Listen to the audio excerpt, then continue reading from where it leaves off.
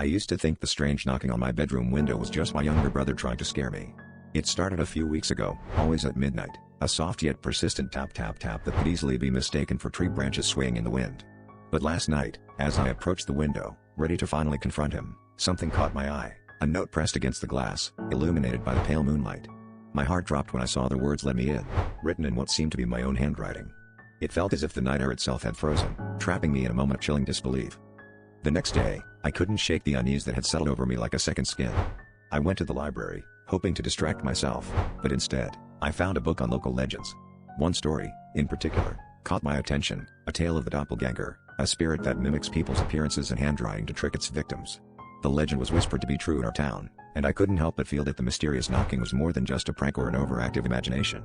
My own reflections seemed to mock me as I read, my mind racing with the possibilities of what could be lurking outside my window each night.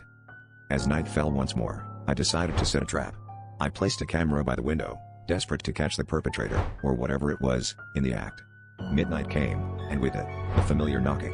I forced myself to stay in bed, heart pounding, while the camera recorded every shadow and sound. When I reviewed the footage, my blood turned to ice. There was nothing outside the window, but the knocking continued, louder and more insistent, as if it was coming from inside the house. I replayed the footage over and over, each time feeling more and more trapped by the revelation. In a panic, I tore through old journals and notebooks, comparing handwriting samples, trying to convince myself it wasn't true. But deep down, I knew.